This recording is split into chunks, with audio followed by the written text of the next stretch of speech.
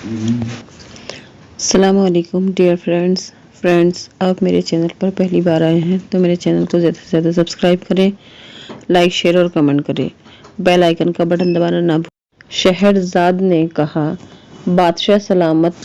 पुराने ज़माने में हिंदुस्तान का एक बादशाह बड़ा प्रतापी और ऐश्वर्यवान था। उसके 3 बेटे थे। बड़े का नाम हुसैन, मंझले का अली और छोटे का अहमद था। बादशाह का एक भाई जब मरा तो उसने उसकी पुत्री को अपने महल में रखकर उसका पालन पोषण किया। उसने उसकी शिक्षा दीक्षा के लिए कई गुणवान विद्वान नियुक्त किए। वह बचपन में अपने चचेरे भाइयों के साथ खेल कूद कर बड़ी हुई थी।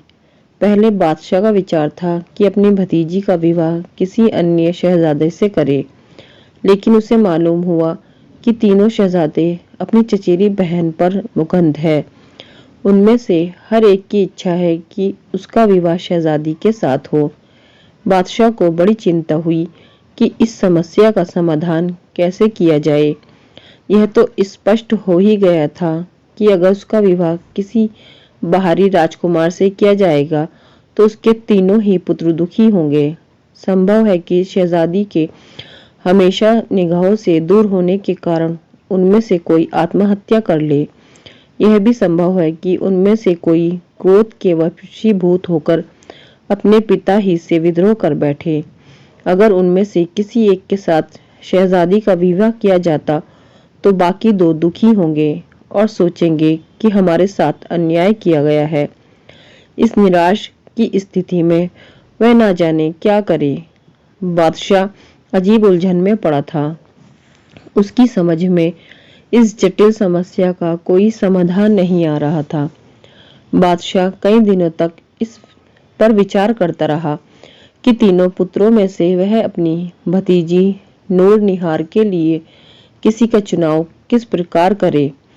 फिर एक दिन उसने तीनों को अपने पास बुलाया और कहा, बेटो, तुम तीनों ही नूर निहार के साथ विवाह करने चाहते हो।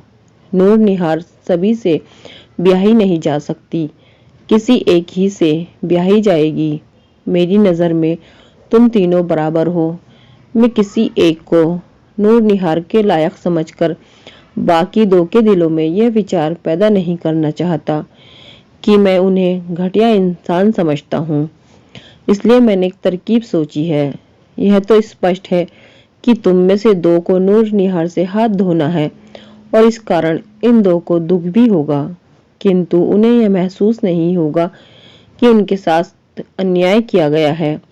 इसलिए तुम तीनों के आपसी प्रेम भाव में कोई कमी नहीं आएगी और कोई किसी एक दूसरे को हानि पहुंचाने की स्थिति में नहीं रहेगा।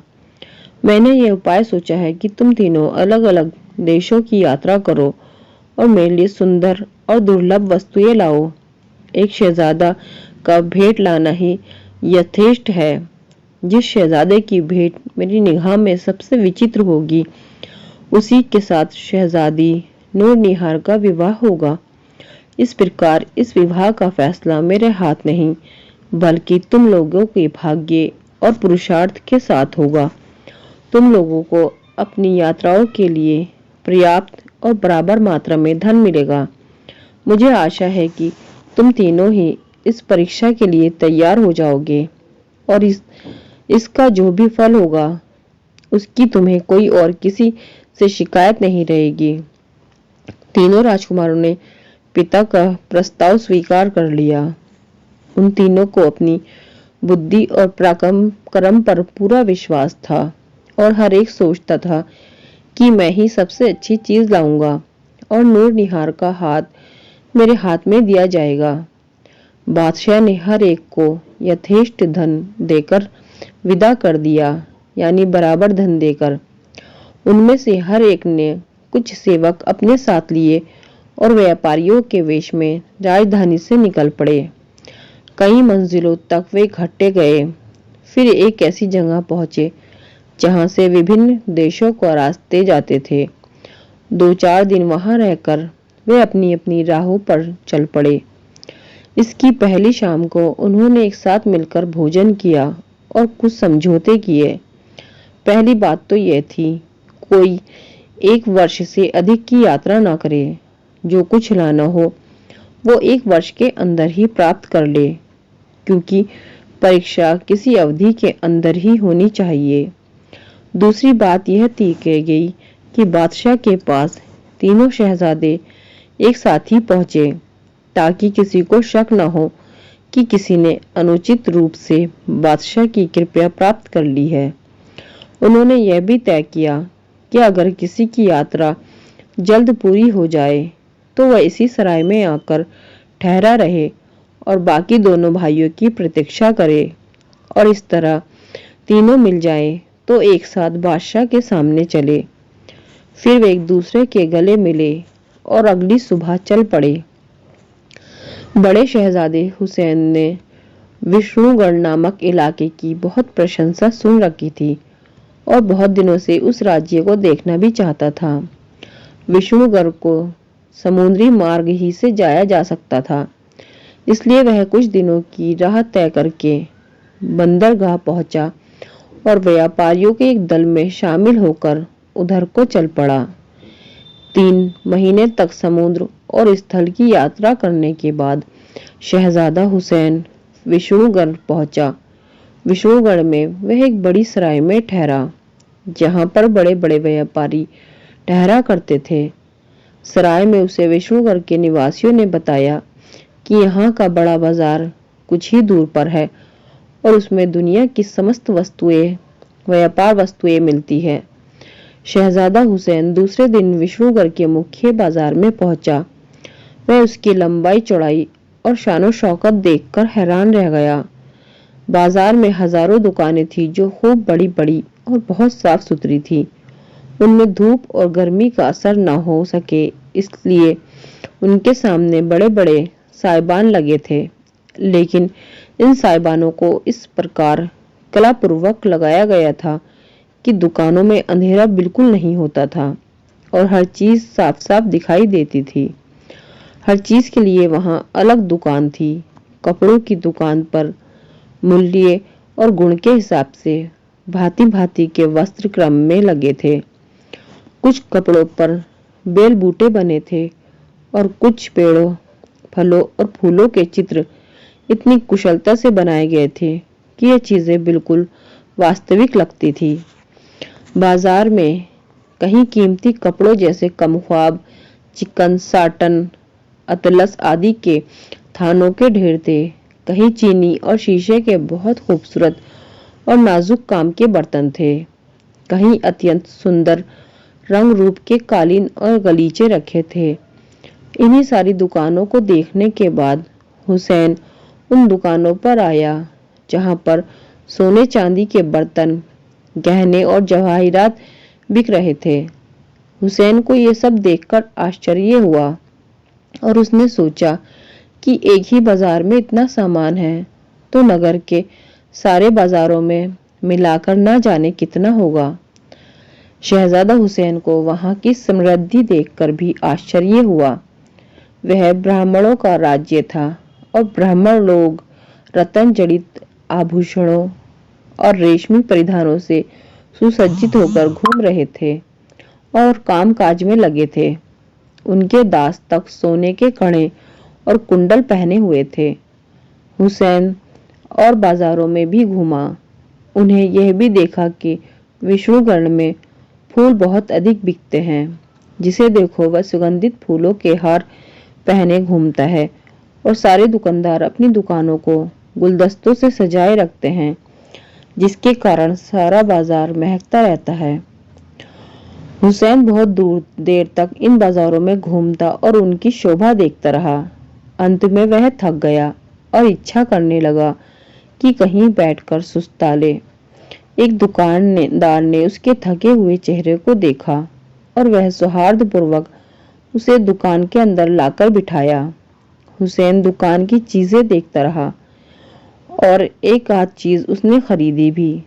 कुछ देर बाद एक दलाल उधर से आवाज लगाता हुआ निकला, एक गलीचा 30,000 अशरफियों का है, कोई इसको लेने वाला? हुसैन को आश्चर्य हुआ कि गलीचे का इतना मूल्य भी हो सकता है। उसने दलाल को बुलाया और पूछा, भाई, गलीचे का दाम मैंने कभी इतना नहीं सुना। यह कैसा गलीचा है?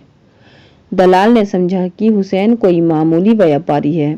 उसने कहा, भाई, तुम ना समझ सकोगे कि इसमें क्या खास बात है। वास्तव में मैं 30,000 अशरफिया गलत बोल गया। इसका मालिक 40,000 अशरफी से एक कौड़ी कम नहीं लेगा।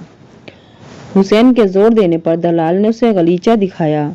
वह खूबसूरत और नरम था और लंबाई चौड़ाई में 4-4 गज था। फिर भी उसमें कोई खास बात ना थी। हुसैन ने कहा, यह तो एक अशरफी से अधिक का नहीं मालूम होता। दलाल ने कहा, देखने में तो ये ऐसा ही लगता है, लेकिन इसकी विशेषता यह है कि इस पर बैठकर जहां जाने की इच्छा करो, ये वहीं पहुंचा देता है।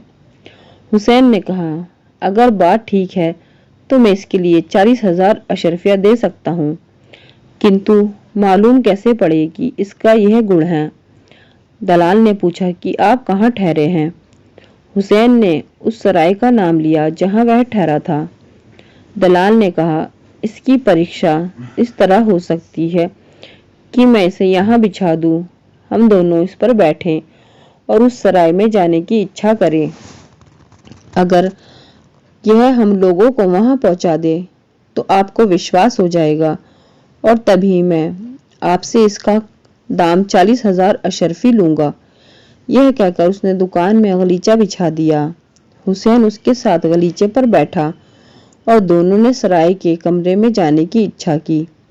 गलीचा हवा में उड़ा और उसने पलक मारते ही दोनों को सराय में हुसैन के कमरे में पहुंचा दिया। हुसैन इससे बड़ा खुश हुआ कि उसे विश्वास था कि उसके भाइयों को इससे अधिक विचित्र वस्तु नहीं मिल सकती। अब नूर निहार उसी की होगी। उसने दलाल को तुरंत ही 40,000 अशरफिया गिन दी। उसका काम पूरा हो चुका था और वह वापस जा सकता था, किंतु उसने सोचा कि अगर मैं अभी उस सराय में पहुंच गया तो मुझे महीनों तक सराय में रुककर वर्ष के अंत तक अपने भाइयों की प्रतीक्षा करनी पड़ेगी और मैं बहुत ऊबूंगा। इसलिए उसने तय किया कि तब तक इस सुंदर देश की सैर करे और यहाँ की चित्र विचित्र वस्तुओं को देखे। इसलिए उसने कई महीने नगर और उसके आसपास के क्षेत्रों में बिताए।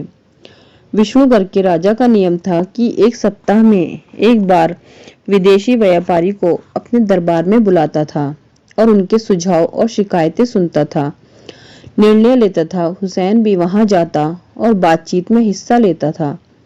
हुसैन ने राजा को अपनी असली परिचय नहीं दिया था, फिर भी राजा उसकी चाल ढाल और तौर तरीकों से प्रभावित था और उसके साथ बड़ा कृपापूर्ण व्यवहार करता था। राजा उससे हिंदुस्तान के हालचाल और व्यवस्था के बारे में पूछा करता था। एक दिन शहजादा नगर के एक प्रसिद्ध मंदिर को देखने गया। यह मंदिर ऊपर से नीचे तक पीतल से मढ़ा हुआ था। उसका देव स्थान 10 गज लंबा और इतना ही चौड़ा था। उसमें की मुख्य देव मूर्ति मानव आकार थी और ऐसे कलापूर्ण ढंग से स्थापित की गई थी कि भक्तगण चाहे जिस ओर जाए, देवता उन्हीं की ओर देखता हुआ लगता था। देवता की आंखें रत्नों की बनी हुई थी।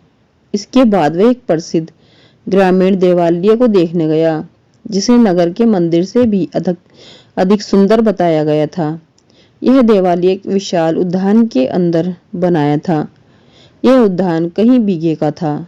इसमें तरह तरह के सुंदर फल फूलों आदि वृक्षों थे और इसके चारों ओर 3 गज ऊंची दीवार खींची थी, जिससे वहां आवारा या जंगली जानवर ना घुस सके।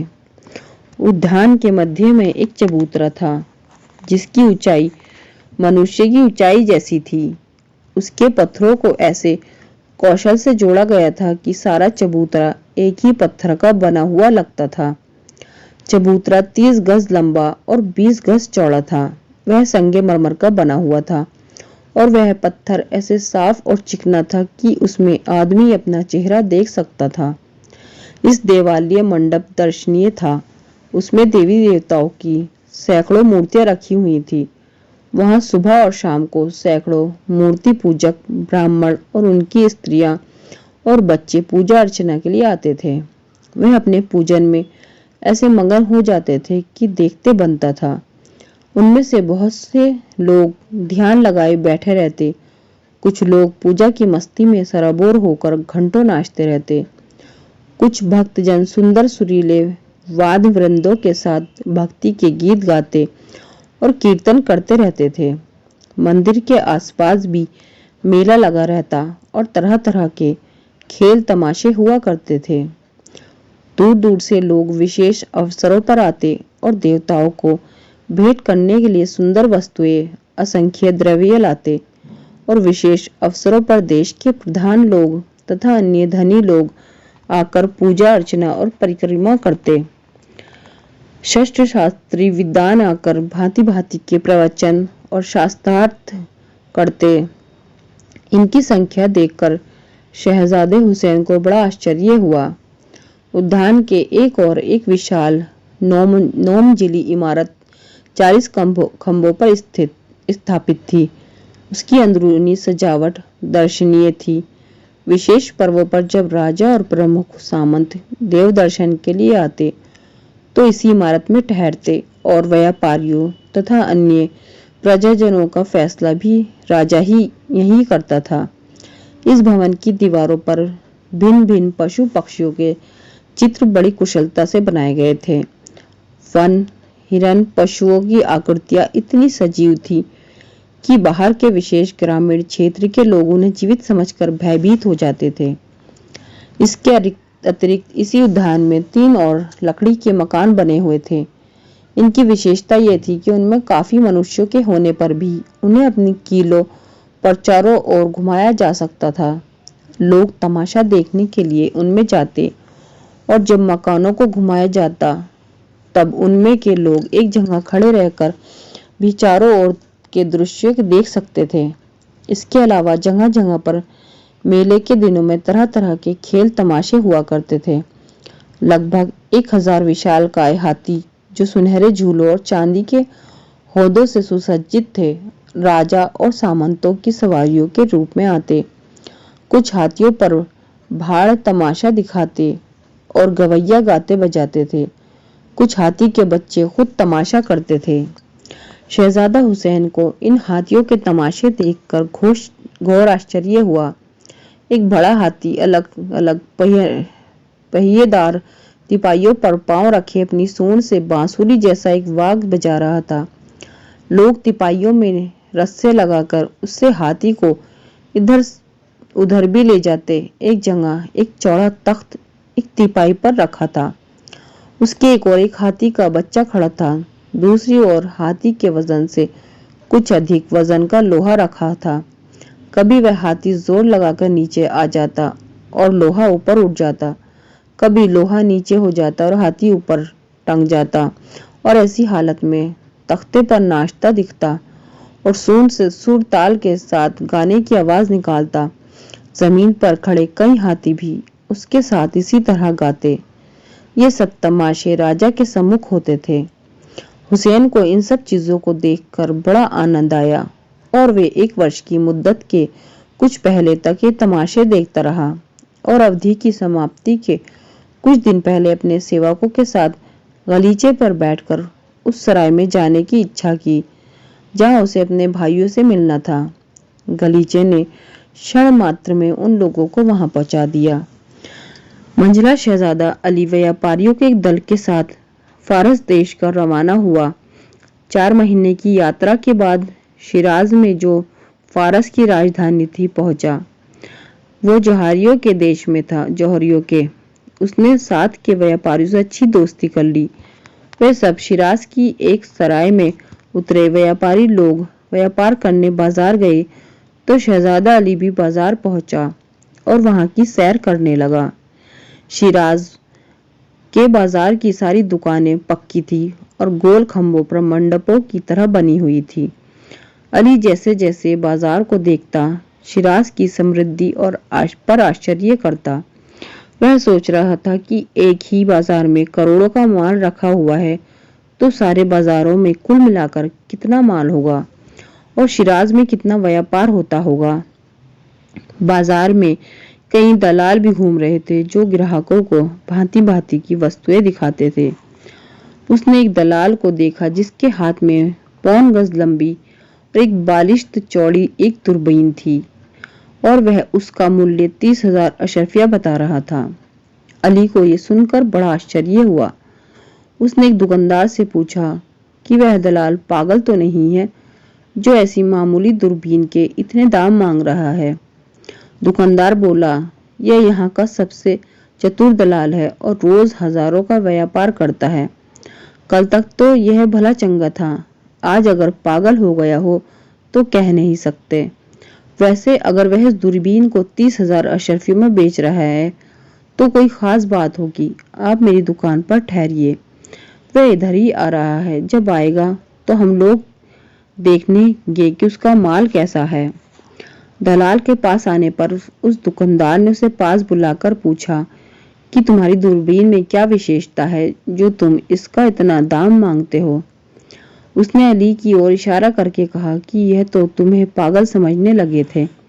दलाल ने अली से कहा, आप अभी चाहे मुझे पागल कहें, जब मैं दूरबीन की विशेषता बताऊंगा तो आप इसे जरूर खरीद लेंगे। उसने दूरबीन को अली के हाथों में दिया और फिर उसे प्रयोग करने का तरीका पूरी तरह बताया। उसने कहा, इसके दोनों सिरों पर 2 कांच के जैसे टुकड़े लगे हैं। आप दोनों से होकर अपनी दृष्टि बाहर डालिए। आप जिस चीज को देखना चाहेंगे वह चाहे हजारों कोस की दूरी पर हो, आपको इस तरह दिखाई देगी जैसे कि आपके सामने रखी है। शहजादे ने कहा, भाई तुम्हारी बात का विश्वास किस प्रकार हो कि यह दूरबीन इतने दूर की चीज भी दिखा सकती है।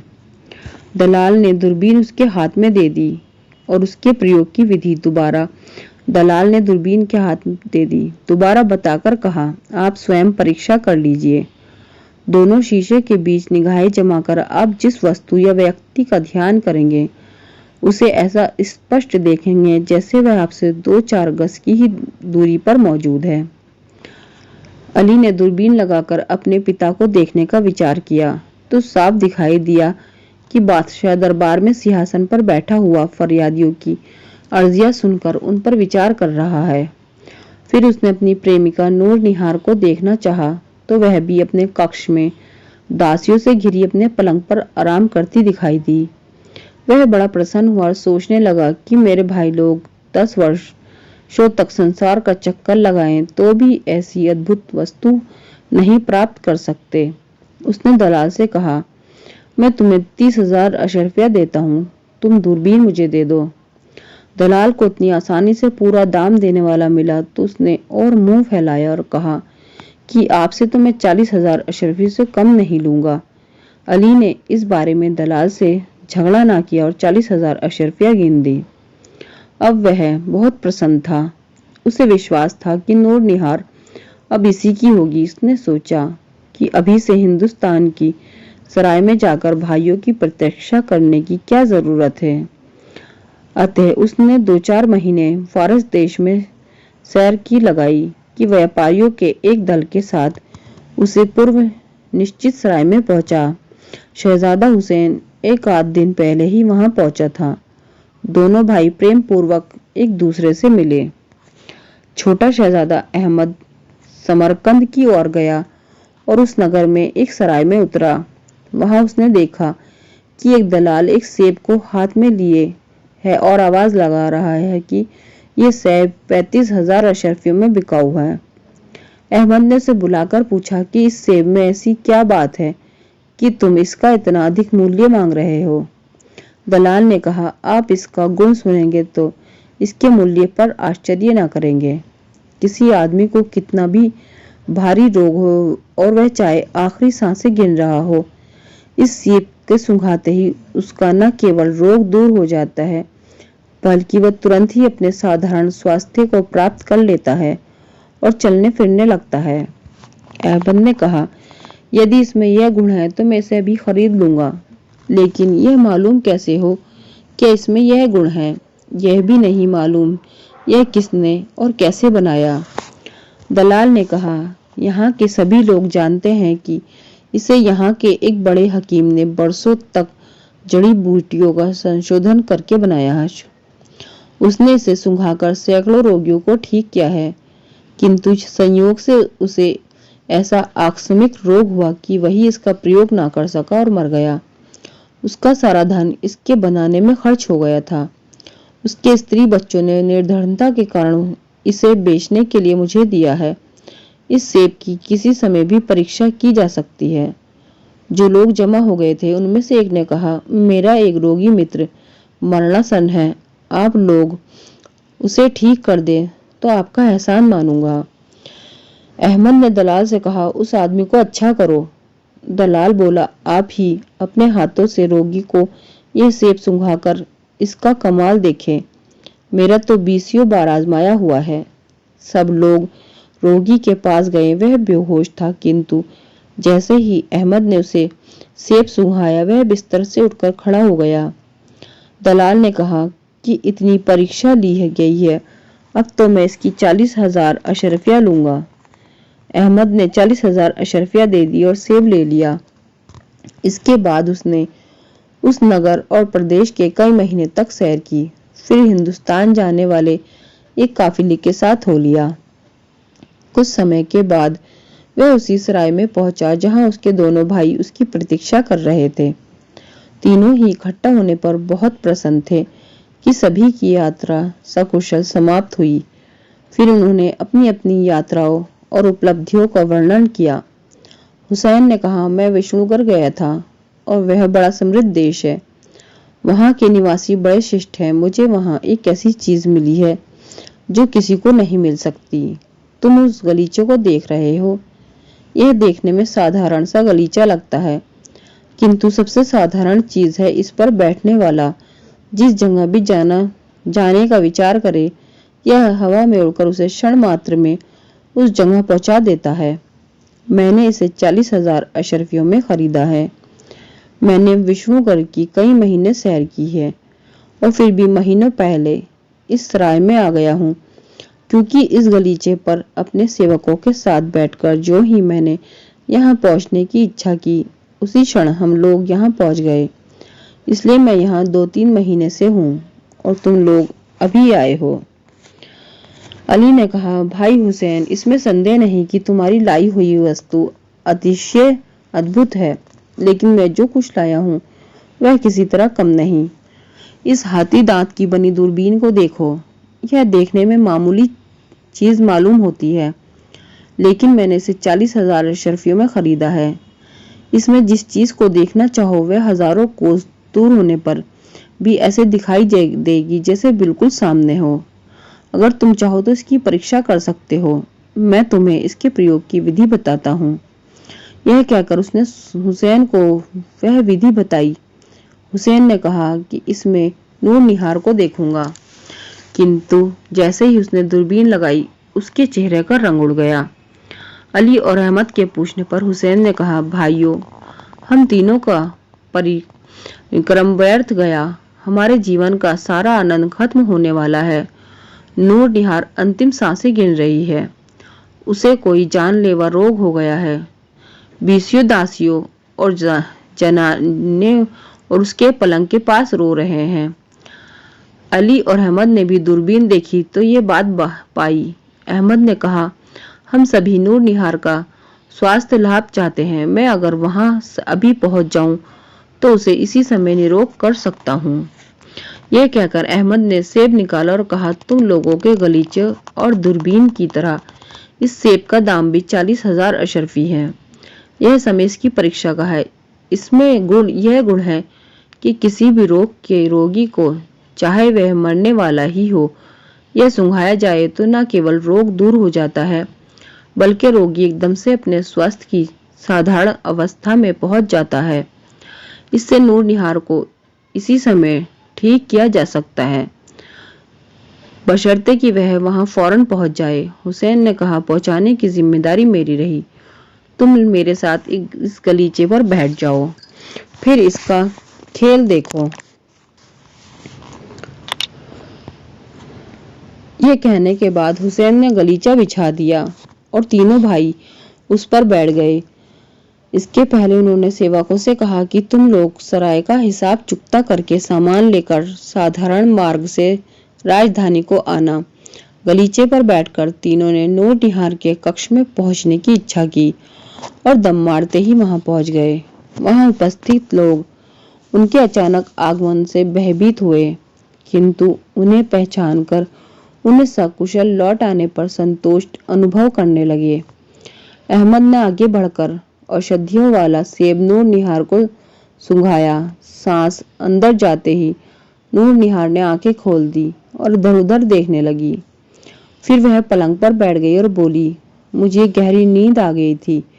दासियों ने कहा, नहीं, आप तो रोग के कारण मरणासन थी।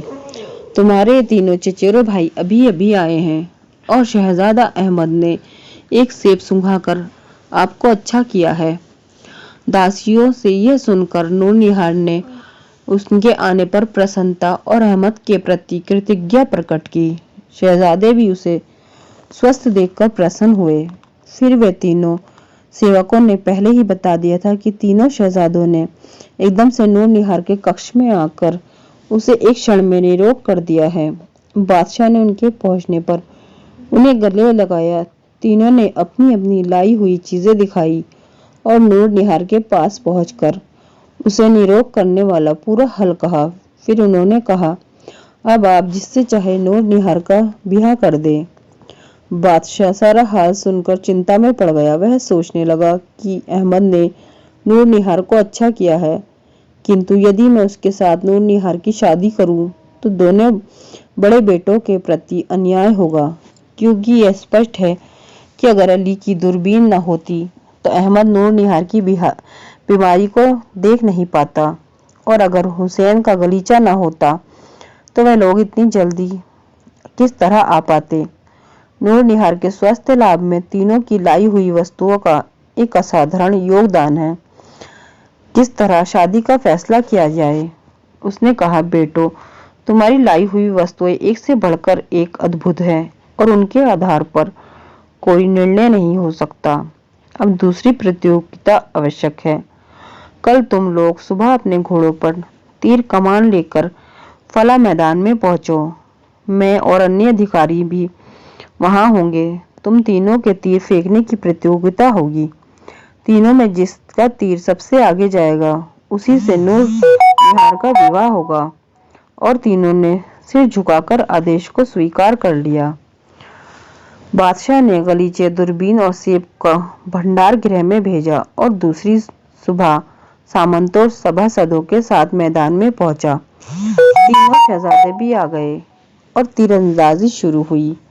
सबसे पहले बड़े शहजादे हुसैन ने तीर फेंका। ये काफी दूर जाकर गिरा।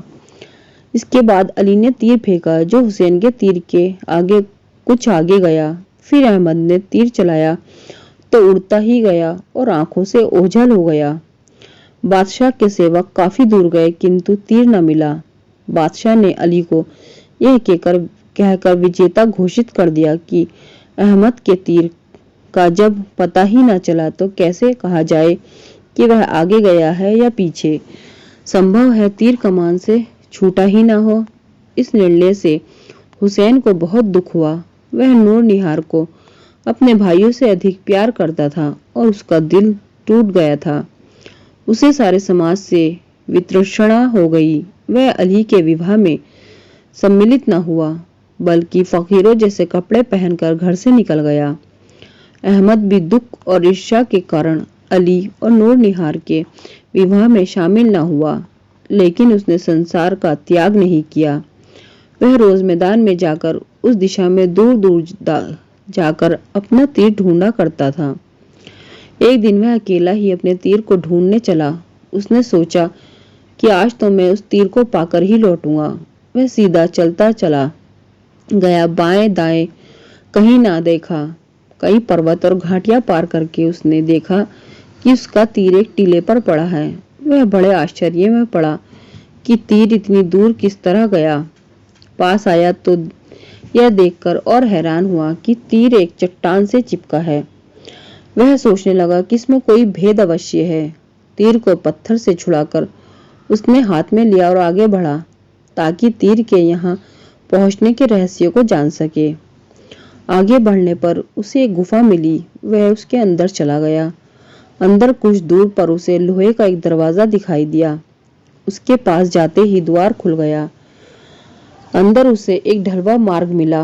वहां तीर के लिए आगे बढ़ता गया। उसने सोचा कि यहाँ अंधेरा होगा, किंतु वहां खूब उजाला था। दरवाजे से 50-60 गज की दूरी पर एक विशाल भवन दिखाई दिया। उसने देखा कि एक अत्यंत रूपवती स्त्री अनुचर्या सहित उसकी ओर आ रही है।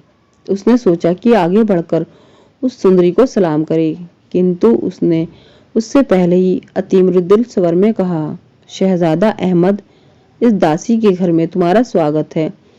तुम्हें मार्ग में कोई कष्ट तो नहीं हुआ? अहमद ने आगे बढ़कर उसके आगे शीश झुकाया और कहा, है भुवन मोहिनी, तुम्हारे स्वागत में से मैं स्वयं को धन्य मानता हूँ, किंतु मुझे आश्चर्य है कि तुम्हें मेरा नाम कैसे मालूम हुआ। रूपसी हंसकर बोली, अभी तुम्हें कई सुखद आश्चर्य होंगे। अभी आकर मेरे साथ बारादरी में बैठो तो हम लोग अंदर पूर्वक बात करेंगे।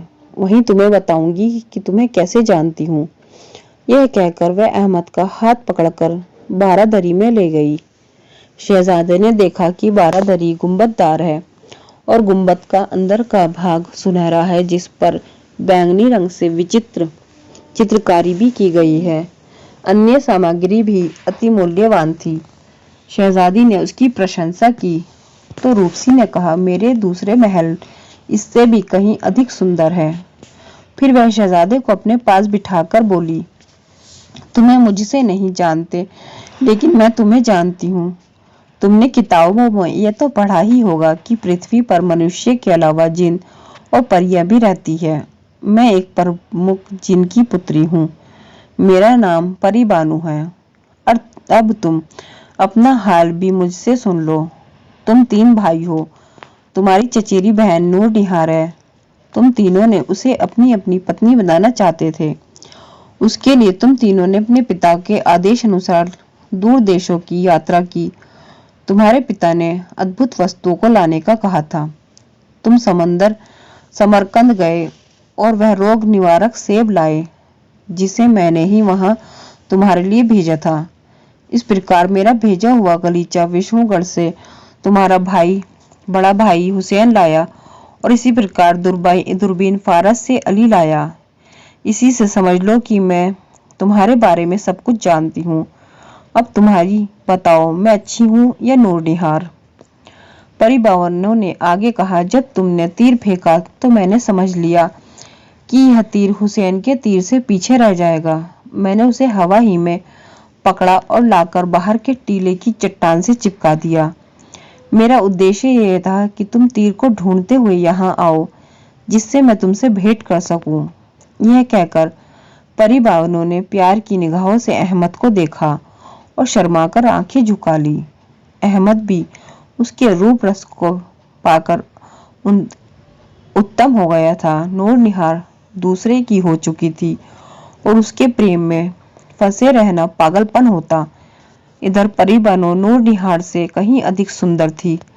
उसने कहा, सुंदरी, मैंने तुम्हें आज ही देखा है, किंतु तुम्हें देखकर मेरी यह दशा हो गई है कि मैं यह जानना चाहने लगा हूँ कि सब कुछ छोड़कर जीवन भर तुम्हारे चरणों में पड़ा रहूं। किंतु मेरे चाहने से क्या होता है? तुम जिनकी पुत्री हो, परी हो। तुम्हारे आत्मीय ये सब चाहेंगे कि तुम किसी मनुष्य के साथ विवाह संबंध में स्थापित हो। परिबानों ने कहा, यह बात नहीं है। मेरे माता पिता ने मुझे पूरी छूट दे रखी है कि जिसके साथ चाहूं विवाह करूं। और यह तुमने क्या कहा कि तुम मेरे चरणों में पड़े रहो? मैंने तुम्हें अपना पति माना है। पति का मतलब होता है स्वामी। मैं और ये सारे महल तथा संपत्ति अब तुम्हारे ही अधिकार में रहेंगे, क्योंकि मैं अभी अभी तुम्हारे साथ विवाह करूंगी। तुम समझदार आदमी हो। मुझे तुम्हारी बुद्धिमत्ता से पूर्ण आशा है कि तुम मुझे अपनी पत्नी बनाने से इनकार नहीं करोगे। अपने बारे में तो ये बात कह चुकी हूँ कि मुझे मेरे माँ बाप ने विवाह के लिए पूरी स्वतंत्रता दे रखी है। इसके अलावा भी हमारी जाति विशेष के जिनों परियों में यह रीति है कि विवाह के मामले में हर परी को स्वतंत्रता दी जाती है कि वह जिन मनुष्य या किसी और जाति में भी जिससे चाहे विवाह संबंध बनाए, क्योंकि हम लोगों की मान्यता है कि अपनी पसंद की शादी से स्त्री पुरुष में सदा के लिए प्रति बनी रहती है। इसलिए मेरी तुम्हारी शादी सभी को मान्य होगी। परी बानू ने यह सुनकर अहमद आनंद से अभिभूत हो गया और परी बानू के पैरों पर गिरने लगा। परी ने उसे इससे रोका और संपूर्ण अपना वस्त्र भी न चूमने दिया, बल्कि अपना हाथ बढ़ा दिया, जिसे अहमद ने चूमा और हड्डी और आंखों से लगाया। उस समाज में सम्मान प्रदर्शन की यही रीति थी। परवीन बानू ने मुस्कुराकर कहा, अहमद, तुमने मेरा हाथ थामा है और इस हाथ को कि हमेशा लाज बनाए रखना, ऐसा नहीं कि धोखा दे जाओ। अहमद ने कहा, यह किसके लिए संभव है कि तुम्हारी जैसी परी मिलने पर भी मैं उसे छोड़ दें। मैं तो अपना मन प्राण सब कुछ तुम्हें अर्पित कर चुका हूँ। अब मेरी हर प्रकार से तुम ही स्वामिनी हो। हाँ, हमारा विवाह कहाँ और कैसे होगा? परवीन बानू ने कहा, विवाह के लिए एक दूसरे को पति पत्नी मान लेना काफी होता है। सो हम दोनों ने मान लिया, बाकी विवाह की रस्में बेकार है। हम दोनों इसी क्षण से पति पत्नी हो गए। रात में हम लोग एक सुसज्जित कक्ष में एक दूसरे के संग आनंद में लेंगे। फिर दासिया दोनों के लिए नाना प्रकार की स्वादिष्ट व्यंजन लाई। दोनों ने तृप्त होकर भोजन किया। भोजन के पश्चात दोनों ने मधुपान किया और देर तक परस्पर प्रीति की बातें करते रहे।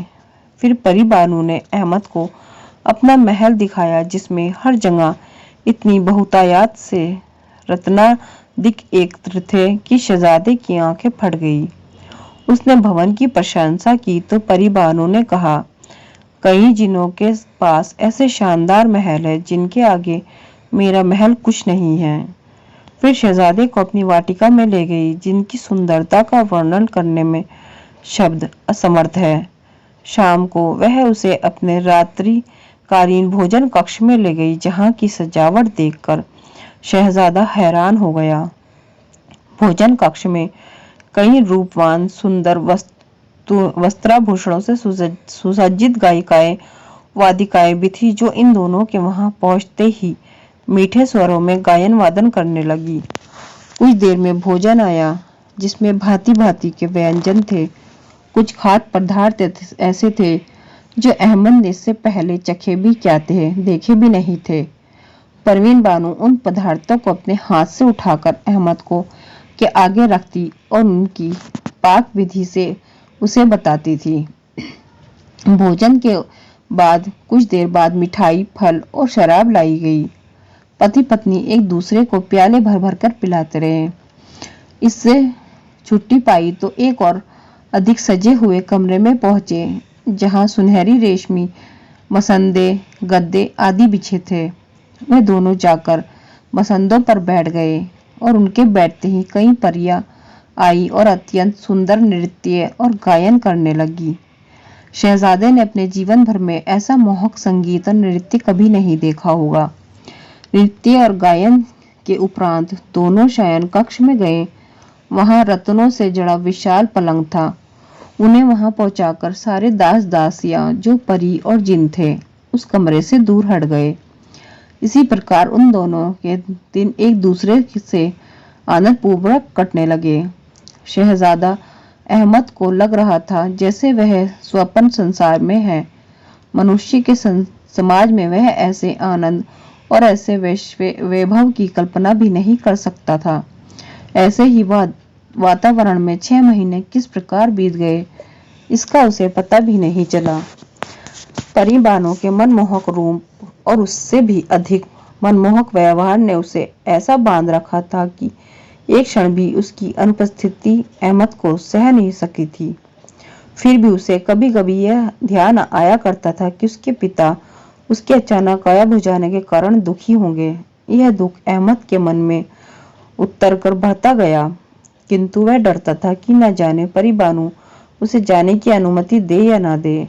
एक दिन उसने परी बानू से कहा, अगर तुम अनुमति दो तो 2-4 दिन के लिए अपने पिता के घर पर हो आऊं।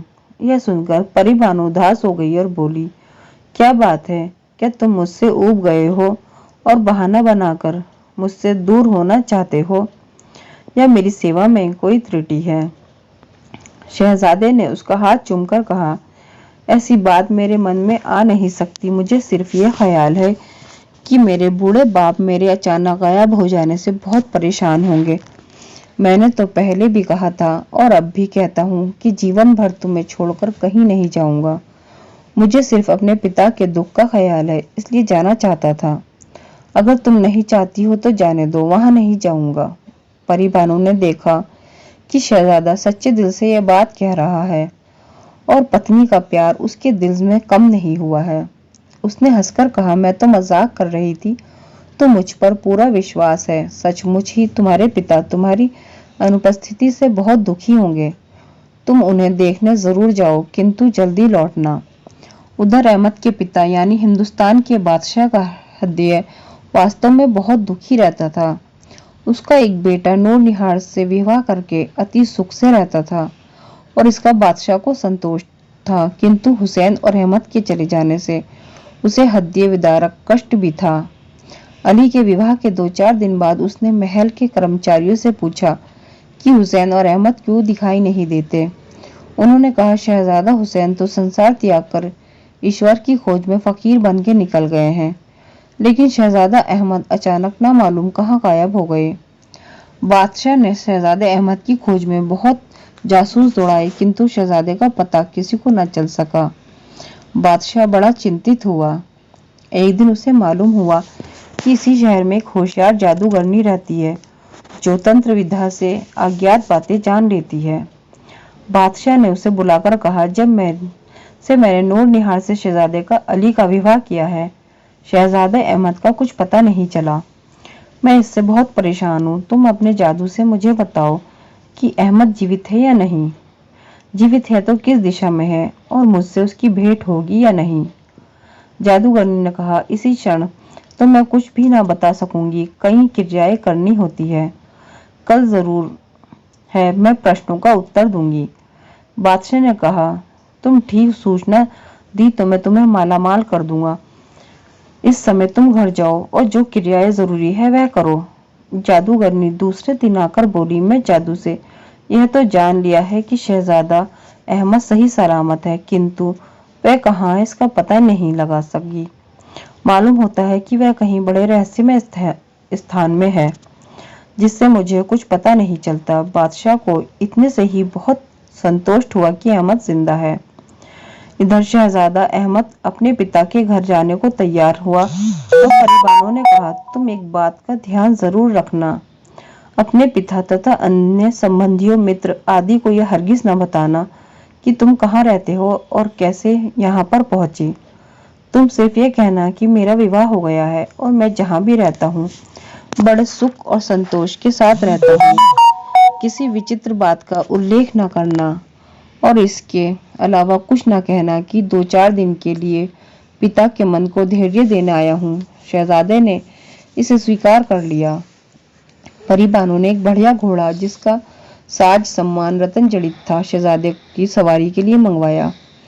यात्रा के लिए अन्य उपयुक्त और आवश्यक सामग्री का प्रबंध किया और 20 सवार जो सबके सब जिन थे शहजादे के साथ चलने के लिए बुलाए। विदाई के समय शहजादे ने फिर परी बानो से हर रहस्य को गुप्त रखने का वादा किया और अपने साथी सवारों को लेकर अपने पिता के महल की ओर चल पड़ा। महल अधिक दूर नहीं था। यह लोग आधे घंटे में राजधानी पहुंच गए। सारे नगर निवासी गणमान्य लोग शहजादे को देखकर बड़े प्रसन्न हुए। वे अपना काम काज छोड़कर शहजादे को देखने और उसे आशीर्वाद देने को आ गए। शाही महल तक सड़क के दोनों ओर भीड़ लग गई और दरबार में पहुंचकर शहजादा पिता के चरणों में गिरा और बादशाह ने उसे उठाकर हृदय से लगाया। बादशाह ने कहा, तुम नूर निहार के न मिलने से इतने रुष्ट हुए कि घर छोड़कर ही चले गए। अब कहाँ हो और अब तक कैसे रहे? अहमद ने कहा, मैं दुखी जरूर था कि नूर निहार को पा नहीं सका, किंतु रुष्ट नहीं था। मैं अपना फेंका हुआ तीर ढूंढता हुआ उसी देश में पहुंचा, बहुत दूर निकल गया। मैं आगे बढ़ता ही गया। यह भी मैं जानता था कि मेरा क्या संसार के किसी भी धुरंधर का तीर इतनी दूर नहीं पहुंच सकता। तथापि मैं तीर की तलाश में आगे बढ़ता गया, क्योंकि यह भी स्पष्ट था कि तीर एक ही दिशा में गया होगा, दाएं बाएं तो जा नहीं सकता। अंत में यहाँ से लगभग 4 कोस दूर पर मैंने अपने तीर को एक चट्टान में चिपका हुआ पाया। यह देखकर मैं समझ गया कि तीर इतनी दूर अपने आप नहीं आया, उसे किसी रहस्यमय शक्ति ने यहाँ किसी उद्देश्य से पहुंचाया है। उसी शक्ति ने प्रेरणा देकर मुझे एक ऐसे स्थान पर पहुंचाया जहां मैं इस समय भी बड़े आनंद से रहता हूँ। इससे अधिक विवरण मैं नहीं दे सकूंगा। मैं केवल आपके मन को अपने संबंध में धैर्य देने के लिए आया हूँ। 2-1 दिन रहकर वापस चला जाऊंगा। कभी कभी आपके दर्शन के लिए आया करूंगा। बादशाह ने कहा, तुम्हारी खुशी है, तुम जहाँ चाहो आराम से रहो। मुझसे इस बात की बड़ी प्रसन्नता है कि तुम जहाँ भी रह रहे हो प्रसन्नता से रह रहे हो। लेकिन अगर तुम्हें आने में देर लगी तो मैं तुम्हारा समाचार किस प्रकार प्राप्त करूंगा? अहमद ने निवेदन किया, यदि आपका तात्पर्य यह है कि मैं अपने निवास आदि का रहस्य बताऊं, तो मैं पहले ही निवेदन कर चुका हूँ कि जितना मैंने बता दिया है उसके अतिरिक्त कुछ भी बताने की स्थिति में नहीं हूँ। आप इत्मीनान रखें, मैं जल्दी जल्दी आया करूंगा। बादशाह ने कहा, बेटा, मेरी इच्छा किसी रहस्य को जानने की नहीं, मैं तो केवल तुम्हारी कुशल क्षेम से आश्वस्त होना चाहता था। तुम्हारा हाल मिलता रहे तो यही काफी है। तुम जब चाहो आओ, जब चाहो जाओ। अतः अहमद ने 3 दिन तक शाही महल में रहा। चौथे दिन सुबह अपने निवास स्थान को रवाना हुआ। परी बानो उसकी वापसी पर बहुत प्रसन्न हुई। दोनों प्रेम पूर्वक जीवन का आनंद उठाने लगी। 1 महीना पूरा होने पर भी जब शहजादा अपने पिता से मिलने नहीं गया तो परी बानो ने पूछा कि तुम तो कहते थे कि महीने महीने पिता से मिलने जाऊंगा, इस बार क्यों नहीं गए? अहमद ने कहा, मैंने सोचा शायद अब की बार तुम जाने की अनुमति न दो। परी बानो हंसकर बोली, मेरी अनुमति पर इतना निर्भर न रहो। महीने महीने मुझे पूछे बगैर ही पिता के पास हो आया करो। शहजादा दूसरे ही दिन बड़ी धूमधाम से अपने पिता के पास और 3 दिन वहां रहकर उसके बाद उसका नियम हो गया कि हर महीने शाही महल में जाता, 3 दिन वहां रहता और इसके बाद परी बानो के महल में आ जाता। उसके शाही महल में आगमन की तड़क भड़क हर बार बढ़ती ही जाती थी। यह देखकर महल का एक प्रधान कर्मचारी जो बादशाह के मुंह लगा हुआ था, शहजादे की सवारी की बढ़ती हुई शान शौकत से आश्चर्य में पड़ा। वह सोचने लगा कि शहजादे का विचित्र रहस्य मालूम होता है। कुछ पता नहीं कि वह कहाँ रहता है और वह ऐश्वर्य उसे कहाँ से मिला है। वह मन का नीच भी था, इसलिए बादशाह को बहकाने लगा। उसने कहा, सरकार अपनी ओर से असावधान रहते हैं। आपने कभी ध्यान दिया कि आपके पुत्र का ऐश्वर्य बढ़ता ही जाता है? उसकी शक्ति ऐसी ही बढ़ती रही तो एक दिन यह भी संभव है कि आप पर आक्रमण करके आपका राज्य हथिया ले और आपको कैद कर ले। जब से आपके नूर निहार को शहजादा अली से ब्याह है, तब से शहजादा हुसैन और शहजादा अहमद अत्यंत अप्रसन्न हैं। शहजादा हुसैन ने तो फकीरी बाना ओढ़ लिया, वे चाहे भी तो आपकी कुछ हानि नहीं कर सकता, लेकिन कहीं अहमद आपसे बदला न ले।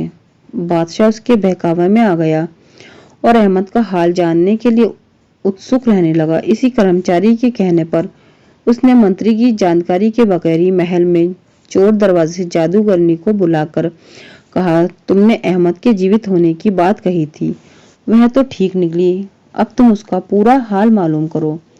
यूं तो हर महीने मुझसे मिलने आता है, किंतु मेरे पूछने पर भी अपना हाल नहीं बताता कि वह कहाँ रहता है, क्या करता है। तुम इस तरह बात का पता लगाओ, जादू से नहीं तो वैसे ही सही। महल के कर्मचारियों को मालूम नहीं अहमद यहाँ आया हुआ है, कल सुबह जाएगा। तुम उसके रास्ते में छुपकर बैठो और देखो कहाँ जाता है, फिर सारा हाल आकर मुझे बताओ। बादशाह से विदा होकर जादूगरनी उस जगह पहुंची जहां अहमद को तीर मिला था। वह एक गुफा में बैठकर अहमद के आगमन की प्रतीक्षा करने लगी। दूसरी सुबह अहमद अपने साथियों समेत महल से रवाना हुआ और जब गुफा के पास पहुंचा तो जादूगरनी ने देखा कि अहमद उसके साथ के सवार एक दुर्गम पर्वत पर चढ़कर दूसरी तरफ उतर रहे हैं। रास्ते में कोई मनुष्य नहीं जा सकता था। जादूगरनी ने सोचा कि निश्चय ही उस पर कोई बड़ी गुफा है जिसमें जिन आदि रहते हैं। वह सोच ही रही थी कि शहजादा और उसके सेवक अचानक निगाहों से गायब हो गए। जादूगरनी गुफा से बाहर निकलकर अपनी शक्ति भर इधर उधर फिरी, किंतु उसे कुछ पता न चल सका। उसे वह लोहे का दरवाजा भी नहीं मिला, क्योंकि वह द्वार जिसमें से होकर परिवानों के महल का रास्ता जाता था केवल उस व्यक्ति को मिलता था जिसे परिवानों बुलाना चाहती थी। जादूगरनी ने मन में सोचा कि इस बार का श्रम व्यर्थ ही गया। उसने लौटकर बादशाह से भेंट की और कहा, सरकार, मैंने बहुत कोशिश की लेकिन पूरी सफलता मुझे नहीं मिली। हाँ, मेरी तलाश की शुरुआत जरूर हो गई है। अगर आप अनुमति दे तो अगले महीने अहमद के यहाँ वापस आने के समय आपके आदेशों का पालन करूं। आशा है इस बार मुझे पूरी सफलता मिलेगी। बादशाह ने कहा, अच्छा, अगले महीने ही सही, लेकिन ध्यान रहे कि अगले महीने तुम्हें पूरे तौर पर पता लगाना है कि अहमद कहाँ रहता है, कैसे रहता है और उसे इतना साज सामान कहाँ से मिलता है। यह कहकर बादशाह ने एक कीमती हीरा जादूगरनी को दिया और कहा कि जिस दिन तुमने अहमद का पूरा हाल मुझे बताया, मैं सारी जिंदगी के लिए तुम्हें मालामाल कर दूंगा। जादूगरनी ने 1 महीने तक अपने घर में बैठकर प्रतीक्षा की, क्योंकि अहमद को अगले महीने ही आना था। इस बीच उसने अपनी योजना पूरी तरह बना ली, क्योंकि अब उसे मालूम हो गया था कि शहजादे के साथ कुछ जिन परियों का चक्कर है। अगले महीने वह अहमद के आने के 1 दिन पहले वे उस पहाड़ की चोटी पर चढ़ाव के बगल में बैठ गई, और जब शहजादा अपने सेवकों के साथ लोहे के दरवाजे से होकर जादूगरनी के पास से निकला तो उसे कोई प्रस्तर शिला समझी, क्योंकि वह गुदड़ी ओढ़े गुड़ी मुड़ी हुई पड़ी थी। अहमद पास आया तो वह जोरों से हाय हाय करने लगी, जैसे कोई दुखी व्यक्ति सहारा चाहता है। जादूगरनी महाधूर्त थी, वह और अधिक रोने लगी, चिल्लाने लगी। शहजादे को उस पर दया आ गई और उसके पास चला गया। जब उसने शहजादे की दया भावना को काफी उभार दिया तो ठंडी सांस लेकर बोली। उसने कहा, मैं अपने घर से निकली थी इस इरादे से कि सामने वाले गांव में जाऊं, क्योंकि मुझे आवश्यक गृह कार्य करना था। रास्ते में मुझे जोर से सर्दी लगकर बुखार चढ़ गया और मैं विवश होकर यहाँ गिर पड़ी। मुझे लगता है कि मैं इस निर्जन स्थान पर प्राण दे दूंगी। शहजादे ने कहा, यहाँ आसपास कोई बस्ती नहीं है, पास में केवल एक भवन है। मैं तुझे वहां पहुंचा दूंगा, तू उठकर मेरे पास आ जा। बुढ़िया ठंडी सांस भरकर बोली, मुझ में इतना दम नहीं बेटा जो मैं खुद उठ सकूं। मुझे तो कोई उठाकर ले चले तो चले। वह जानती थी किसी जिन के साथ ही वह उस रहस्यमय भवन में जा सकती है। शहजादे ने एक सवार को आदेश दिया कि बुढ़िया को उठाकर अपने घोड़े पर रख लो और मेरे पीछे आओ। सवार ने बुढ़िया को उठा लिया तो अहमद ने परिवानों को आवाज दी। वह आई और पूछने लगी कि तुम तो पिता के घर के लिए जा रहे थे, वापस कैसे आ गए? उसने बताया कि रास्ते में सर्दी और ज्वर में मरती हुई यह बुढ़िया मिली और मुझे इस पर दया आ गई, इसलिए मैं इसे ले आया हूँ। तुम इसकी देखभाल और इसका उपचार करो। परिवानों ने अपनी दासियों से कहा कि इस बुढ़िया को किसी अच्छी जगह आराम से लिटा दो और हकीम को बुलाकर इसकी दवा दारू करो। दासियां बुढ़िया को उठाकर ले गई और परिवानों ने अहमद से कहा, प्रियतम, तुम्हारी दया भावना को देखकर मुझे बड़ी खुशी हुई और मैं तुम्हारे कहने से उसकी खबरगिरी भी करूंगी, किंतु मुझे डर है कि कहीं इस बुढ़िया के कारण तुम पर कोई मुसीबत ना आ जाए।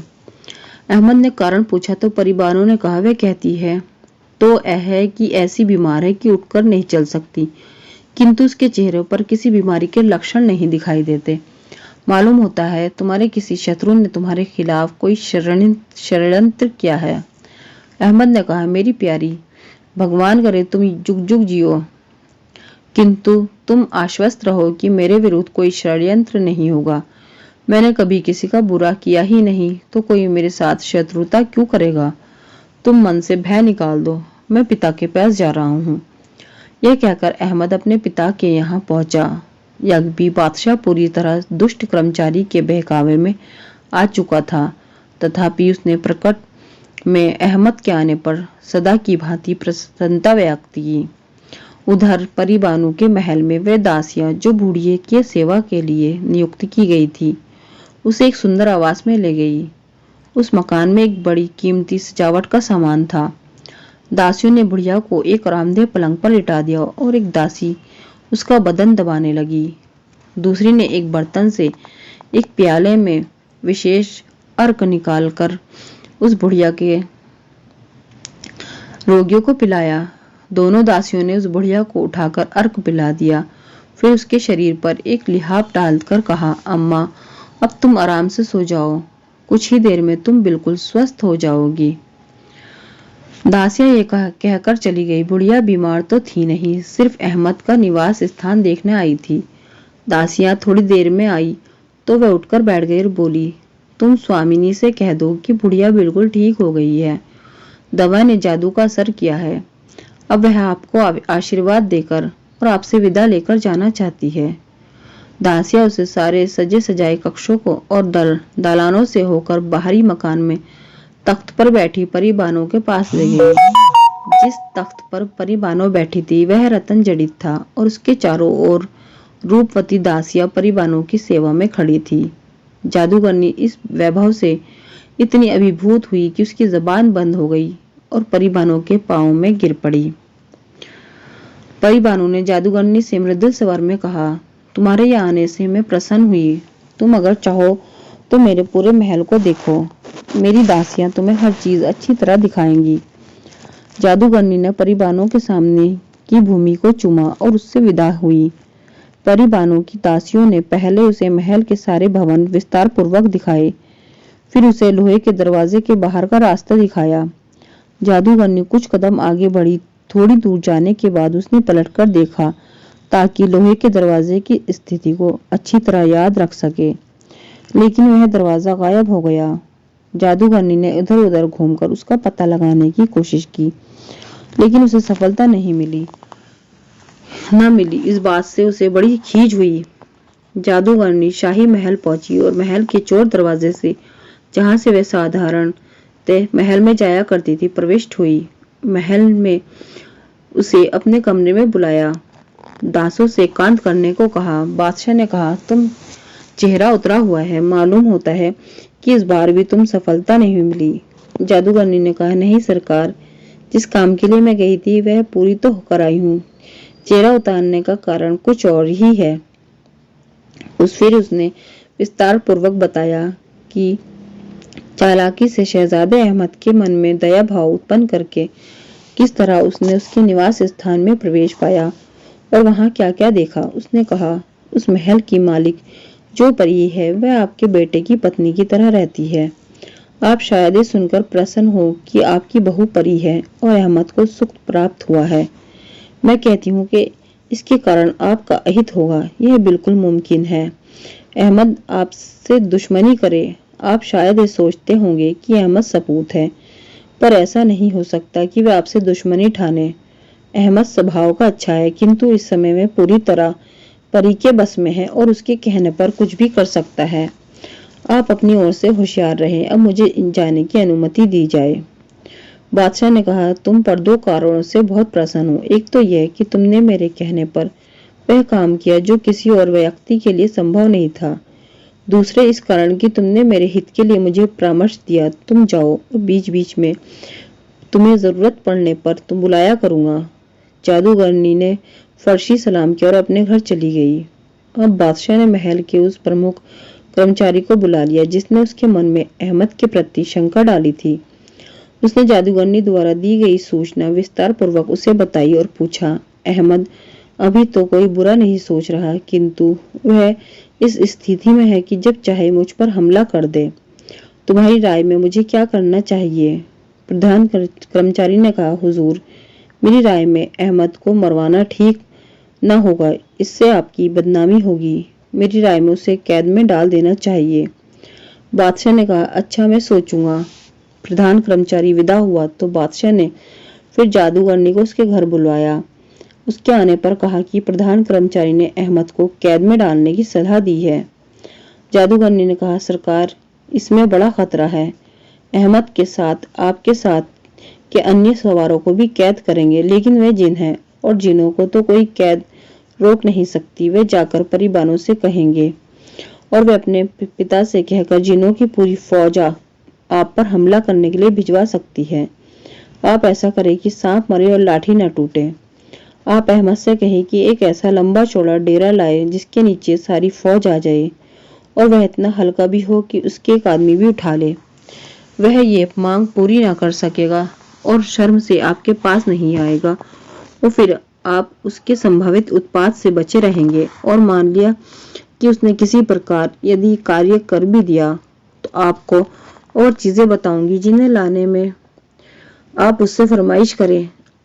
इस तरह आपको जिनों द्वारा निर्मित बहुत सी अजीब चीजें भी मिल जाएंगी और अहमद भी आपको रोज रोज की मांग से तंग आकर आपके पास आना छोड़ देगा और आप उसे मारने या कैद करने की बदनामी से बचे रहेंगे।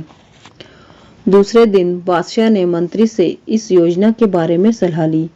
मंत्री चुप रहा। वह जानता था कि बादशाह पूरे सलाहकारों के चक्कर में है और सत्य परामर्श नहीं मानेगा। बादशाह ने मूर्खतावश उसकी चुप्पी को सहमति समझा और उसे विदा किया। फिर उसने अहमद को बुलाया जो उस समय तक वहीं ठहरा हुआ था। बादशाह ने हंसते हुए उससे कहा, बेटे तुमने मुझे अपना भेद नहीं बताया, लेकिन बादशाहों की निगाहों से कोई चीज छुप नहीं सकती। तुम्हारी शादी परी से हुई है, यह सुनकर मुझे बड़ी खुशी हुई। लेकिन भाई तुम्हारी बीवी परी है, इस बात को मुझे भी तो कुछ लाभ मिलना चाहिए। वह तुम्हें बहुत चाहती है और तुम उससे जो भी कुछ मांगोगे वह तुम्हें खुशी से दे देगी। यह तुम जानते हो कि अक्सर शिकार हो जाता हूँ। कभी कभी शत्रुओं का सामना करने के लिए बहुत से तंबुओं की जरूरत पड़ती है और इसको ले जाने के लिए सैकड़ों ऊंट और डेरे लगाने के लिए भी ले जाने पड़ते हैं।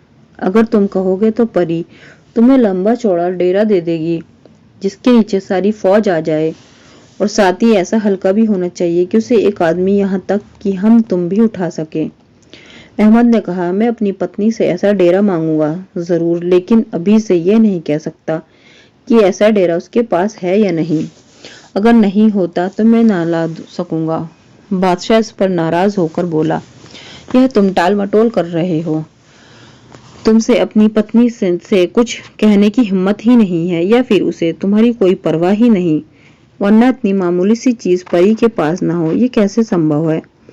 अगर तुम डेरा न ला सको तो तुम्हें मेरे पास आने की भी कोई जरूरत नहीं है।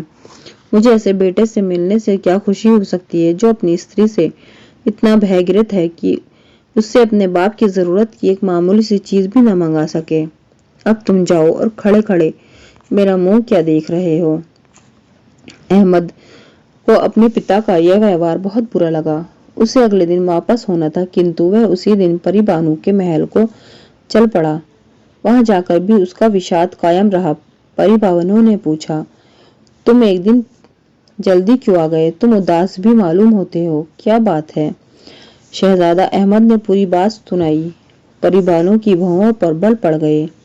उसने कहा, उन्हें डेरा जरूर मिलेगा, लेकिन जान पड़ता है उनका अंत काल निकट आ गया है।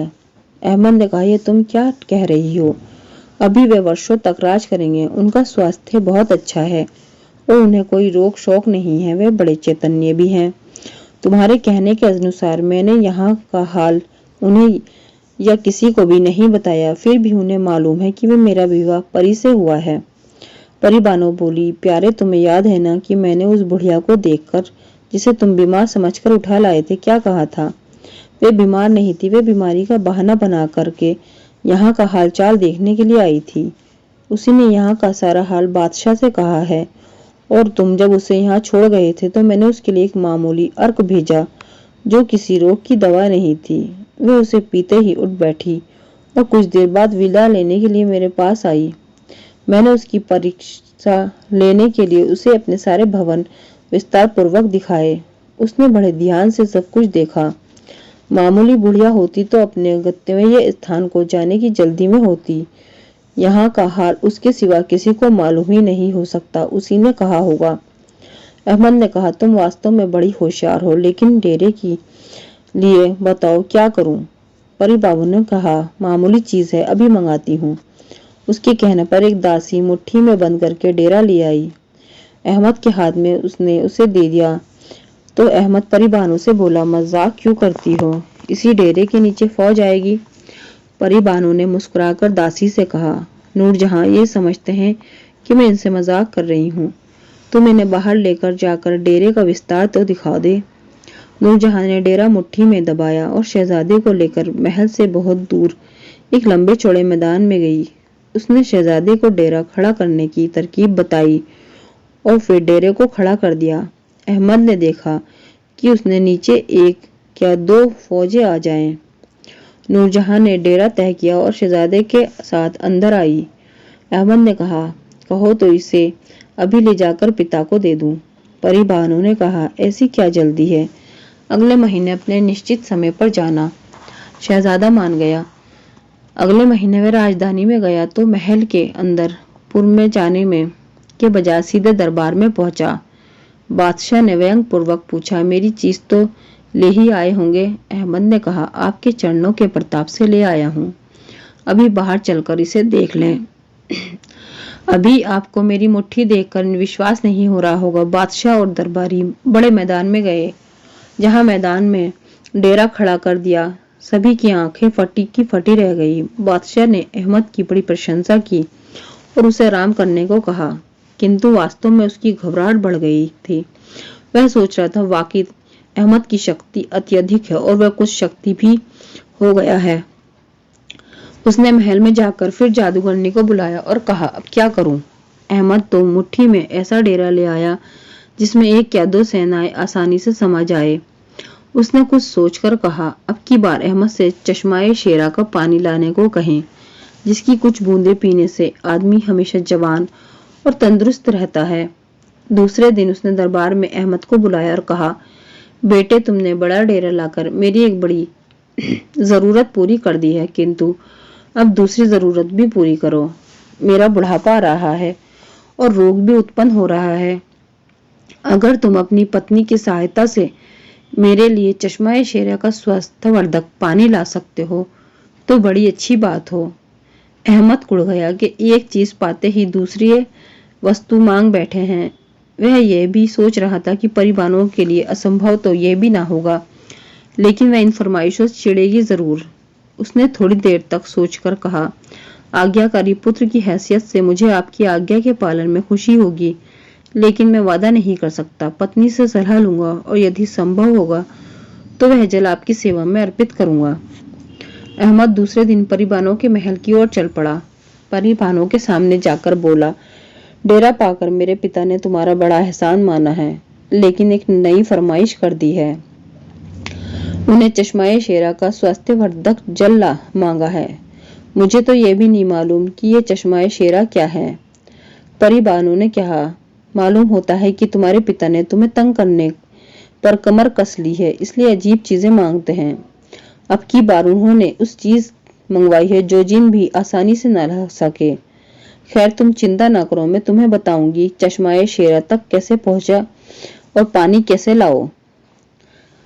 तुम कल सुबह उस ओर सड़क की ओर पर जाना। काफी दूर जाने के बाद एक लोहे का फाटक मिलेगा, जिसके अंदर वह सरोवर है जिसका पानी लाने का तुमसे कहा गया है। अब इस बार सरोवर का पानी लाने की तरकीब सुनो। अपने साथ 2 घड़े लो, एक पर बैठो और दूसरे पर एक भेड़ के 4 टुकड़े लादो। उस घोड़े की लगाम पकड़े रहो। भेड़ में आज रात ही कटवा रखूंगी। मैं इसी समय तो 2 गेंदें तुम्हें सी कर दूंगी। यहाँ से निकलते ही तुम एक गेंद अपने पास रखना और एक जमीन पर डाल देना। वह लुढ़कती चली जाएगी और तुम्हें सरोवर के द्वार तक पहुंचा देगी। द्वार पर 2 जागे हुए सिंह तुम्हें देखेंगे तो अपने सोए हुए साथियों को जगा देंगे। फिर चारों मिलकर भयंकर गर्जन करेंगे, लेकिन तुम उनसे बिल्कुल न डरना। चारों के आगे कटी हुई भेड़ का एक टुकड़ा डाल देना। इस बात का ध्यान रखना कि कहीं फाटक के बाहर ही घोड़े से न उतर पड़ो। घोड़े पर बैठे रहना जरूरी है, नहीं कि नुकसान हो सकता है। शेर मांस खाने लगे तो तुम घोड़े को एड़ लगाकर आगे बढ़ना। फाटक अपने आप खुल जाएगा। अंदर जाकर घोड़े से उतरना और उस चांदी की सुराही में जो मैं तुम्हें दूंगी तुरंत ही उस सरोवर का जल भर लेना और सिंहों के भोजन समाप्त करने के पहले ही फाटक से बाहर निकल आना। फिर तुम कुशलता पूर्वक वापस आ जाओगे। वहां से सीधे अपने पिता के पास चले जाना। दूसरी सुबह शहजादा अहमद ने अपनी पत्नी के बताए हुए ढंग से काम किया। उसने 2 घोड़े लिए, जिनमें से एक पर भेड़ के 4 टुकड़े रखे थे। गेंद को पृथ्वी पर डाला तो वह लुढ़कती हुई चली गई। उसने अहमद को लोहा द्वार के सामने खड़ा कर दिया। अहमद ने भेड़ के टुकड़े शेरों के आगे डाले और जब वह खाने लगे तो अंदर जाकर चांदी की सुराही में झल भर लिया और वापस चला। 2 शेरों ने खाना खत्म कर लिया था और वह इसके पीछे लगे। शहजादे ने मयान से तलवार निकाली तो एक शेर तो लौट गया, किंतु दूसरे ने सिर और पूंछ के इशारे से उसे बताया कि तुम डरो नहीं, मैं तुम्हारी रक्षा के लिए तुम्हारे पीछे चल रहा हूँ। अहमद सीधा राजधानी में पहुंचा। सिंह वहां से वापस लौट गया। शहजादा सीधा दरबार में गया और बादशाह से बोला, आपके प्रताप से मुझे एक ही दिन में स्वास्थ्यवर्धक जल मिल गया है, इसे स्वीकार करें। बादशाह ने अहमद की बड़ी प्रशंसा की और सम्मान किया और उसे अपने साथ तख्त पर बिठाया, किंतु उसकी जान अहमद की वीरता को देखकर सूखने लगी। महल में जाकर उसने फिर जादूगरनी को बुलाया और उससे वह जल दिखाया। उसने इस बात की पुष्टि की कि यह जल वास्तव में चश्मे शेरा का है। बादशाह ने कहा, अब मैं उससे क्या चीजें मांगूं जिसे लाना उसके लिए असंभव हो। जादूगरनी भी इस बात पर विचार करने लगी। परिबानों ने दूर ही से बैठे बैठे जादूगरनी की मति फेर दी। अहमद के वृतांत से जो बादशाह की जुबानी उसे मालूम हो चुका था, उसे मालूम हो जाना चाहिए था कि परी अपनी पूरी ताकत से शहजादे की मदद कर रही है। उसे भी यह मालूम हो जाना चाहिए था कि वे कितनी ही होशियार हो, कुटु हो, परी का मुकाबला नहीं कर सकती। किंतु विनाश काले विपरीत बुद्धि। उसने असंभव कर समझकर अपनी निश्चित मृत्यु को निमंत्रण दे दिया। जादूगरनी ने ऐसी वस्तु मांगने के लिए बादशाह से कहा कि बादशाह उछल पड़ा। उसने बुढ़िया जादूगरनी की पीठ ठोकी और उसे अथाह धन संपदा देकर विदा किया। दूसरे दिन दरबार के समय बादशाह ने शहजादा अहमद को बुलाया और कहा, बेटे, तुमने सिद्ध कर दिया कि तुमसे बढ़कर सपूत कोई हुआ नहीं है, ना होगा। अब तुम मेरी एक अंतिम इच्छा पूरी कर दो। शहजादे के पूछने पर उसने कहा, मैं अपने दरबार में एक ऐसा आदमी रखना चाहता हूँ जिसकी अस्तित्व की लोग कल्पना भी न कर सके। तुम मेरे लिए एक ऐसा आदमी लाओ जिसकी ऊंचाई 1 गज हो, लेकिन जिसकी दाढ़ी 20 गज की हो। साथ ही उसके कंधे पर एक 6 मन का सोटा हो जिसे वह मामूली लकड़ी की तरह घुमा सके। स्पष्ट है कि जादूगरनी ने ही उसे ऐसे ही आदमी की मांग करने की सलाह दी थी। अहमद ने कहा, यह आप क्या कह रहे हैं? गज भर के आदमी की 20 गज की दाढ़ी कैसे हो जाएगी? वह 6.5 मन का सोटा कैसे घुमाएगा? बादशाह ने मुस्कुराकर कहा, तुम अपनी पत्नी से जिक्र करो, शायद वह यह मांग भी पूरी कर दे। ना कर सके तो यहाँ आने की जरूरत नहीं। अहमद उसी दिन परिबानों के पास लौट आया। उसने कहा, पिताजी बिल्कुल सटिया गए हैं। अब की बार उन्होंने 6.5 टन का सोटा घुमाने वाला 20 गज की दाढ़ी वाला गज भर के कद का आदमी मांगा है। ऐसा आदमी कहाँ होगा और किस काम का है? परिबानों ने कुटिलता से मुस्कुराकर कहा, तुम बादशाह के पास चले जाना। अभी मैं तुमसे इसके बारे में कोई बात ना करूंगी। तुम्हें आराम की बहुत जरूरत है। तुम बेफिक्र होकर सब कुछ मुझ पर छोड़ दो। तुम्हारे पिता की अंतिम इच्छा पूरी हो जाएगी और तुम्हारी समस्या का हल हो जाएगा। दूसरे दिन नहा धोकर नाश्ता आदि करने के बाद अहमद ने परिबानों को फिर पिता के विचित्र मांग की याद दिलाई। परिबानों ने कहा, अच्छी बात है। जैसा आदमी है तुम्हारे पिता ने चाहा है वैसा आदमी अभी आया जाता है, लेकिन तुम उसे देखकर घबराना नहीं। मेरा बड़ा भाई शब्बर इसी तरह का है। वह जिनों के एक बड़े राज्य का बादशाह है, किंतु वह ना किसी सवारी पर चलता है, न 6.5 मन के सटे के सिवा कोई हथियार अपने पास रखता है। यह कहकर उसने दासियों से अपने जादू का संदूक और एक जली हुई अंगीठी लाने को कहा। उन्होंने तुरंत ही सोने का संदूक और जलती हुई सोने की अंगीठी हाजिर कर दी। परिबानों ने संदूक से धूप आदि सामग्री निकाली और मंत्र पढ़कर अंगीठी में डाल दी। अंगीठी से बहुत गहरा धुआं उठा जिसमें सब कुछ छुप गया। अहमद की आंखें बंद हो गई। एक क्षण बाद परी बानू की आवाज आई, आंखें खोलो, देखो भैया शब्बर आ रहे हैं। अहमद ने देखा कि एक गज भर का आदमी बड़ी शान से चला आ रहा है। उसकी 20 गज की दाढ़ी उसके शरीर में लपेटी हुई है और उसके कंधे पर 6.5 मन के लोहे का सोटा है। उसकी मूछें उसकी कानों तक पहुंचती है और आंखें गहरे गढ़ों में धसी हुई है। उसके सिर पर रत्न जड़ित मुकुट रखा है। उसकी पीठ और सीने दोनों पर बड़े बड़े कुबड़ थे। न डरने के अपने वादे के बावजूद अहमद के बदन से उसे देखकर पसीने छूने लगे। उसने आते ही कड़क कर कहा, बानू तूने मुझे क्यों बुलाया और यह छोकरा कौन है जो तेरे पास बैठा है? परी बानू बोली, भैया ये मेरे पति शहजादा अहमद है। इनके पिता हिंदुस्तान के बादशाह है। लगभग 1 वर्ष पहले हम लोग विवाह सूत्र में बंधे थे। मैंने उस समय तुम्हें इसलिए नहीं बुलाया था कि तुम अपनी एक भारी युद्ध में व्यस्त थे। शब्बर ने प्रेम पूर्वक दृष्टि से अहमद को देखा और कहा, शहजादा अहमद, तुम्हें देखकर बड़ी खुशी हुई। अगर मैं तुम्हारे किसी काम आ सकूं तो मुझे बड़ी प्रसन्नता होगी। परवीन बानो ने कहा, इसके पिता ने तुमसे भेंट करने की इच्छा प्रकट की है। शब्बर ने अहमद से कहा, अभी चलो, इसमें क्या बात है? इस बार भी उत्तर अहमद की बजाय परी बानो ने ही दिया। वह बोली, अभी जाने की जरूरत नहीं, तुम बड़ी दूर से आए हो, काफी थक गए होंगे, एक रात आराम करो। शहजादे को कुछ आराम की अभी और जरूरत है। शाम को मैं पूरा हाल तुम्हें बताऊंगी। बादशाह ने तुम्हें किस कारण से बुलाया है? अहमद ने यह सुनकर सिर नीचा कर लिया। शाम को अकेले में परी बानो ने शब्बर को अहमद के विरुद्ध होने वाले षड्यंत्र का पूरा हाल बताया। दूसरी सुबह को अहमद की सवारी फिर राजधानी की ओर चली। शब्बर आगे आगे पैदल ही घोड़े से तेज चल रहा था। नगर में पहुंचने पर नगर निवासी शब्बर के भयानक रूप को देखकर इधर उधर भागने लगे। शब्बर किसी पर ध्यान दिए बगैर सीधे दरबार में घुसा और तख्त के पास जाकर कड़क कर बोला, हिंदुस्तान के बादशाह, तुमने मुझे बुलाया है, क्या काम है तुम्हें मुझसे? बादशाह ने उत्तर देने की बजाय भय से आंखों पर हाथ रख लिया और तख्त से उतरकर भागने की कोशिश करने लगा। शब्बर ने और जोर से गरज कर कहा, यह क्या बदतमीजी है? तुम्हारे बुलाने पर मैं इतनी दूर से चला आया हूँ और तुम इस बात किए बगैर ही भागे जा रहे हो। यह कहकर उसने सोटे के बार से बादशाह का सिर टुकड़े टुकड़े कर दिया।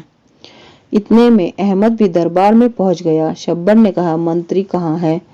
मैं उसका भी यही हाल करूंगा। किंतु अहमद ने उससे मंत्री की जान यह कहकर बचा दी कि मंत्री ने भरसक मेरे प्रति मित्रता ही रखी। शब्बर ने 2-4 दरबारियों और सामंतों को छोड़कर मौका पाकर दरबार से भाग निकले थे। सभी दरबारियों और सरदारों को मार डाला, क्योंकि सभी ने इस अवधि में अहमद के विरुद्ध कुछ न कुछ कहा था। अब शब्बर ने राजमंत्री से कहा, महल के प्रधान कर्मचारी जादूगरनी को घसीट कर लाओ। उन्होंने मेरे बहनोई के विरुद्ध षड्यंत्र किया था। अहमद के दूसरे शत्रुओं को भी यहाँ लाओ, वरना तुम्हारी खैर नहीं। वे घसीट कर लाए और शब्बर ने सबको खत्म कर दिया। शब्बर इतना क्रुद्ध था कि सारे नगर को समाप्त करना चाहता था, किंतु अहमद ने उसकी खुशामद करके इस हत्याकांड से रोका। शब्बर ने वहीं अहमद को सिंहासन पर बिठाकर उसका राज तिलक कर दिया और सब करने के बाद उसने अहमद के बादशाह होने की मुनादी कराई और परी बानो को राजमहल में ले आने के बाद विदा हो गया। जाते समय अहमद से कहा कि जब भी जरूरत हो मुझे बुला लेना। अहमद ने बादशाह बनकर भाइयों के साथ अच्छा सलूक किया। अली और नूर निहार को बुलाकर उन्हें भेंटें दी और अली को एक सूबे का हाकिम बनाकर भेज दिया। उसने हुसैन के पास भी एक सरदार भेजकर संदेश दिया कि जिस प्रदेश का हाकिम बनना चाहो बना दूं। किंतु हुसैन ने उसे आशीर्वाद देकर कहलाया कि अब संसार के मुंह में ना फंसूंगा। शहरजाद की यह कहानी दुनियादाद और शहरयार ने पसंद की और अगली रात शहरजाद ने नई कहानी शुरू की। फ्रेंड्स, आपको मेरी कहानी पसंद आई है तो मेरे चैनल को सब्सक्राइब करें, लाइक शेयर और कमेंट करें। सब्सक्राइब करके प्लीज मुझे सपोर्ट करें और मेरी कहानी सुनने के लिए आपका बहुत बहुत शुक्रिया। अल्लाह हाफिज।